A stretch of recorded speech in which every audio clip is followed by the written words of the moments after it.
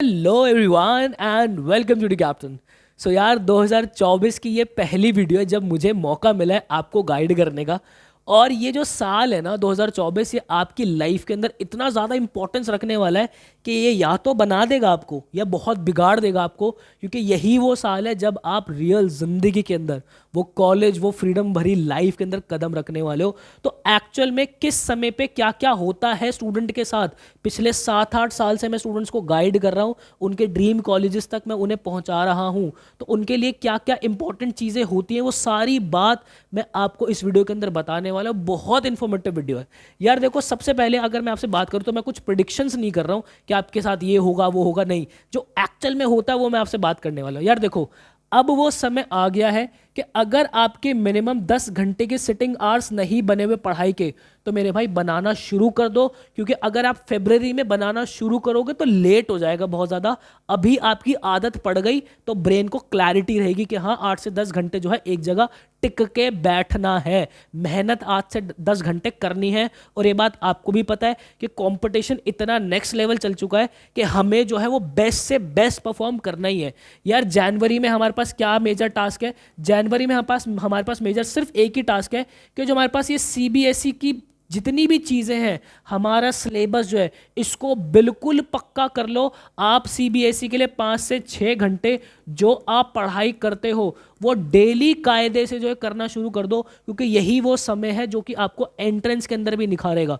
Plus इसके साथ आपको जो अपने एंट्रेंस के ऊपर ध्यान देना है वो तो देना ही है। अब कैसे देना है? 5 से 6 घंटे अगर आपने यहाँ पे निकाल दिए तो उसके बाद आपको सिर्फ 40 मिनट्स एक्स्ट्रा निकालने हैं। किसके लिए? वो जो डोमेन्स हैं आपके, जितने भी डोमेन्स हैं, अकाउंट्स, इको, बीएसटी, जितने भी आपके डोमेन्स हैं, उसके सिर्फ और सिर्फ एमसीक्यू पेपर सॉल्व करने के लिए, उसके एमसीक्यू क्वेश्चन सॉल्व करने के लिए ये 40 मिनट निकालो, डेली आदत डालो। क्योंकि एट लास्ट हमें ड्रीम कॉलेज के अंदर पहुंचना है। वो रिटर्न क्वेश्चन से नहीं होने वाला, वो एमसीक्यू से ही होगा। बट इसका मतलब ये भी नहीं है कि हम सीबीएसई में परफॉर्म ना करें, हमें इसके अंदर भी अच्छा परफॉर्म करना है। यकीन मानो अब वो समय आ चुका है कि 90 और 95% अगर आपके सीबीएसई में है तो कुछ खासा फर्क नहीं है। बट यहां अगर एक भी क्वेश्चन गलत हो गया ना तो हम 1000 बच्चों से पीछे चले जाएंगे सीधा, समझ रहे हो? प्लस इसके साथ आप 1 आवर अपनी लैंग्वेज के लिए निकालो। ठीक है, जो भी आप लैंग्वेज प्रिपेयर कर रहे हो, मोस्टली बच्चा इंग्लिश ही प्रिपेयर करता है तो आप अपने इंग्लिश के लिए निकालो, मोस्टली बच्चा यही करेगा। प्लस कुछ बच्चे वो होंगे जिनको जनरल टेस्ट भी साथ देना है, तो मेरे भाई इसके लिए 1 घंटा अलग से आप डेली निकालना शुरू करो। तो 6, उसके बाद 7-8, लगभग 8.5-9 घंटे जो है वो मैंने आपके सामने रख दिए कि ये इस तरीके से आपको बांटना पड़ेगा और यही रियलिटी है। फिर उसके बाद अगर मैं फरवरी की बात करूंगा तो फरवरी मिड तक ऑलमोस्ट आप ये सेम चीज़ ही चलाओगे, क्योंकि हमें जो है, जो हमारा एग्जाम आएंगे, हमारे बोर्ड जो आएंगे, उसके गैप को कैसे यूटिलाइज करना है वो भी मैं आपको एक प्रॉपर तरीके से जो है आज ही बताने वाला हूँ। तो ये वाला जो हमारा स्ट्रक्चर है प्रॉपर फरवरी मिड तक चलेगा। और फरवरी मिड आते आते आपकी आदत लग जाएगी 9 से 10 घंटे बैठने की। तब हमें अलग से मेहनत, हमारी बॉडी को, हमारे ब्रेन को अलग से मेहनत नहीं करनी पड़ेगी। बोर्ड्स के टाइम पे अलग से जो हमें वो सिटिंग बनाने की आदत बनवानी है, समझ रहे हो? उसके बाद हमारा मिड आ गया। मिड आते आते उसके बाद हमारे पास ये डेट शीट हमारे सामने है। मेरे भाई 10 घंटे की आदत हमारी लग चुकी है। 15 से लेके अगर मैं मान लो 19 तारीख तक की बात करूं तो मैक्सिमम बच्चों का एंटरप्रेन्योरशिप और हिंदी नहीं होगा। मतलब अगर मैं कॉमर्स वाले बच्चों की बात करूं तो मैक्सिमम बच्चे के पास इंग्लिश होता है, कुछ बच्चों के पास हिंदी भी होता है। तो यहाँ पे आप क्या कर सकते हो कि भाई 15 तारीख से हम अपने बोर्ड वाले मूड के अंदर प्रॉपर आ जाएंगे। तो 7 दिन होंगे 15 से लेके हमारे पास 22 तक। भाई फुल फ्लेजेड जो है अपना इंग्लिश को देना शुरू कर देना। मैं आपकी प्रॉपर गाइडेंस इंग्लिश की प्रॉपर इन दिनों कर रहा हूँ।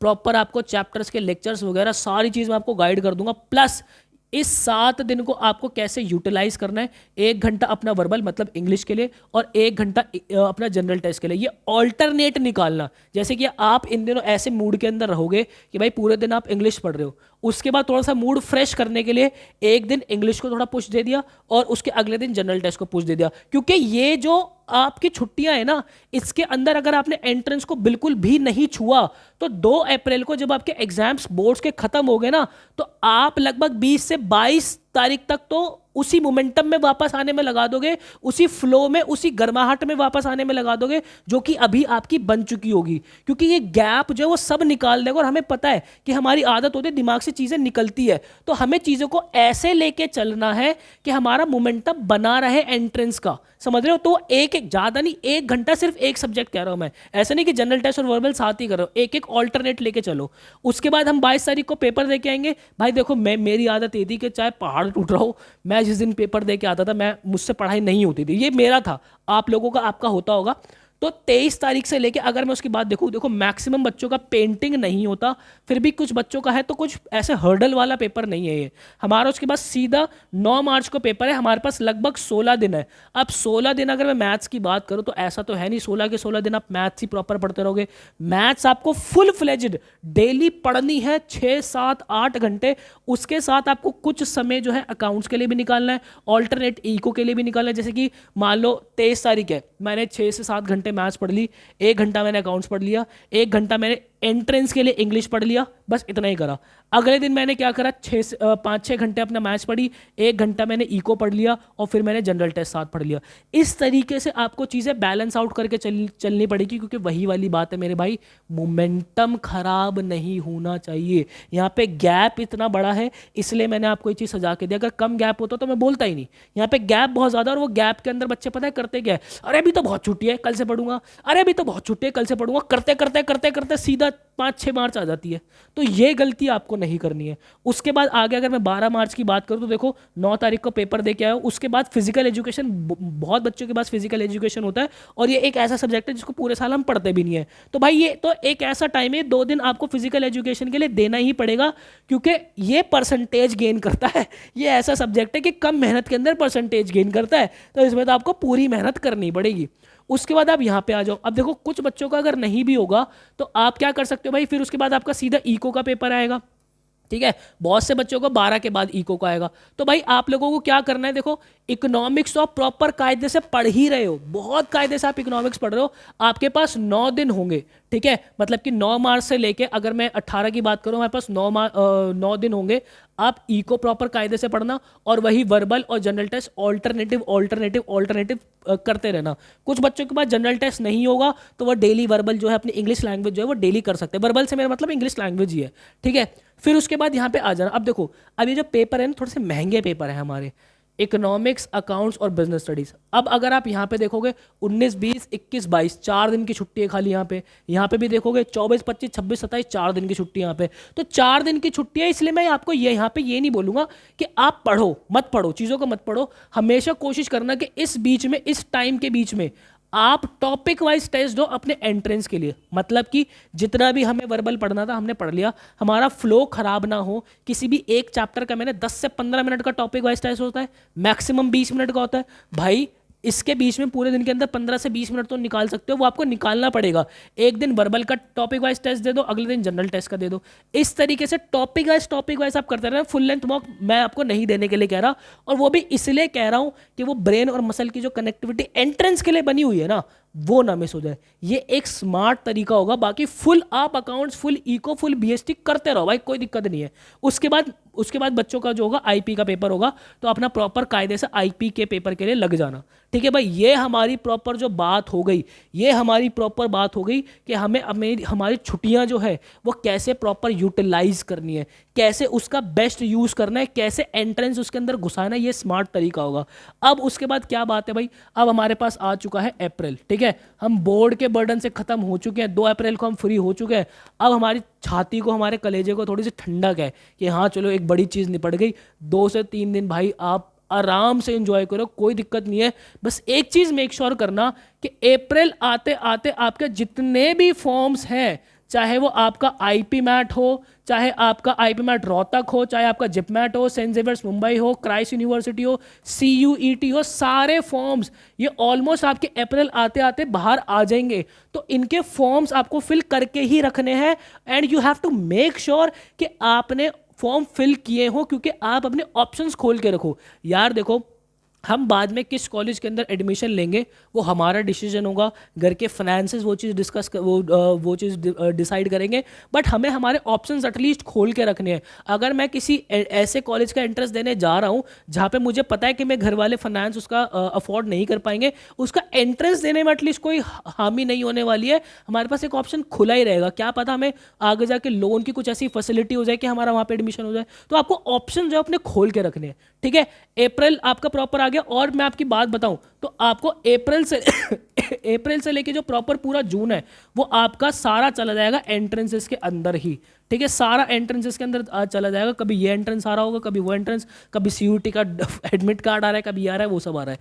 फिर उसके बाद जुलाई में आते आते लगभग आपके सारे एंट्रेंसेस के जो है रिजल्ट्स बैक टू बैक आने शुरू हो जाएंगे। और उसके बाद जुलाई से लेके, देखो जुलाई से लेके आपका जो अगस्त का टाइम होगा, अगस्त मिड तक का, यहाँ आप थोड़े से फ्री रहोगे। तो इस टाइम पे थोड़ी सी you have to make sure कि आप लिंक्डइन पे जो है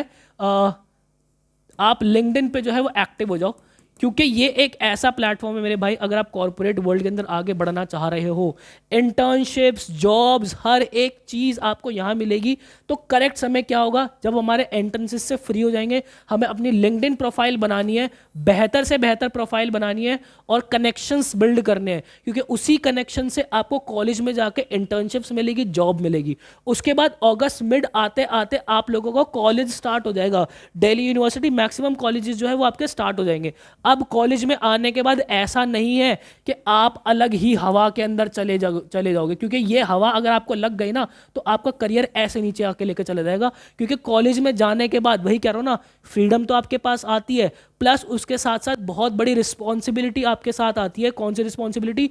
खुद को बचा के रखना। ये जो दुनिया वाले हैं ना, ये रियल वर्ल्ड के अंदर जब आप कदम रखोगे तो आप फील करोगे कि बहुत लोग मोहब्बत करेंगे, बहुत लोग कचरे के डब्बे के अंदर यूज करके फेंक देंगे। तो मेरे भाई उन सब से बच के, इस हवा से बच के आपको रहना है। You have to make sure कि आपका जो सीजीपीए है, वो एटलीस्ट 8.5 से ऊपर ही रहे। मेरे भाई शहीद Sukhdev college of business studies के अंदर प्लेसमेंट हेड की है मैंने, प्लेसमेंट सेल बनाया है वहां पे, मैंने और प्रिंस ने। मैंने बच्चों को देखा है, कंपनी शॉर्ट लिस्ट नहीं करती है। अगर आपने वो कहावतें सुनी है ना कि मार्क्स डजंट मैटर, अरे छोड़ना, मार्क्स मैटर नहीं करते, सब बकवास बातें हैं। कंपनीज उन्हीं बच्चों को अलाउ करती है अपने प्लेसमेंट राउंड में बैठने के लिए जिनका सीजीए पे एटलीस्ट 8.5 8 से ऊपर बना हो। अब एक बात बताओ, आप कंपनी के राउंड में ही नहीं बैठ पाओगे तो क्या खाक उनको अपनी क्वालिफिकेशंस बताओगे? क्या खाक उनको बताओगे कि मेरे पास ये स्किल सेट है, मुझे ये आता है, जब आप बैठ ही नहीं पाओगे? तो ये गलतियां मत करना। 8.5 सीजी पे एटलीस्ट आपको मेंटेन करना है। उसके बाद ये मार्क्स जो है आपके सीजी पे है, ये आपका आगे पोस्ट ग्रेजुएशन जब आप करने जाओगे ना मेरे भाई, आप एमबीए करने का प्लान कर रहे हो, आप अपनी मास्टर्स किसी भी सब्जेक्ट के अंदर करने का प्लान कर रहे हो, वहां बहुत मैटर करेगा। तो अपना सीजीपीए मेंटेन रखना है, प्लस साथ में आपकी जो इंटर्नशिप्स है, you have to make sure कि आप बेस्ट से बेस्ट इंटर्नशिप करो, ज़्यादा से ज़्यादा इंटर्नशिप्स करो, आपके पास एक्सपोजर होना चाहिए। उसके बाद कॉलेज के अंदर आपके पास फेस्ट भी आएंगे, कॉलेज के अंदर जाके आप सोसाइटीज़ के अंदर खुद को एक्सप्लोर भी करोगे। आपके पास dance society, music society, theatre society, आप बहुत नेक्स्ट लेवल खुद को जो है वो एक्सप्लोर करने वाले हो। आपको भी एक्चुअल में पता नहीं चलेगा कि आपके अंदर कितनी क्वालिटीज़ जो है वो बाहर आ गई। फिर कॉलेज के अंदर भाई आप पहुँचोगे तो कॉलेज के जो एनवायरनमेंट है उसके अंदर डेवलप करने की कोशिश करना, लोगों से घुलने मिलने की कोशिश करना, बट उस घुलने मिलने के चक्कर में, खुद को कूल दिखाने के चक्कर में ऐसा मत बन जाना कि आप सामने वाले को हर्ट कर रहे हो। समझ रहे हो? तो यस, इन सारी बातों का आपको ध्यान रखना, अपनी पर्सनालिटी जो है वो ग्रूम करनी है। मैं क्यों कह रहा हूं, ये 2024 आपकी लाइफ का बहुत बड़ा साल है मेरे भाई, इसको वेस्ट नहीं जाने देना है, इसको जीतना है, इस साल का बेस्ट यूज निकालना है।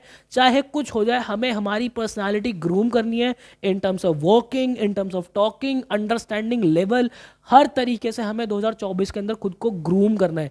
आज 1 जनवरी है, आज 1 जनवरी को एक्चुअल में पूरे साल आपके साथ क्या क्या होता है, कैसे कैसे चीज़ें आगे बढ़ेंगी, वो सब मैंने पहले दिन ही आपको मुखातिब करा दिया है। अब आप हर चीज़ से अवेयर हो, हर डिस्ट्रैक्शन को दूर रखो, अपनी मेहनत के अंदर चार चांद लगाओ, अब सब सब डिस्ट्रैक्शन से दूर आ जाओ मेरे भाई, क्योंकि ये वो समय जब आपको खुद के साथ बैठने की ज़रूरत है, खुद के साथ मेहनत करने की ज़रूरत है। आई होप आपको क्लैरिटी मिली होगी। अगर आपको मेरी एडवाइजेस पसंद आई हो तो कमेंट सेक्शन के अंदर प्यार ज़रूर बसाना। मिलता है ऐसे किसी नेक्स्ट वीडियो के अंदर, मुझे दीजिएगा इजाज़त। Till then bye bye and take care.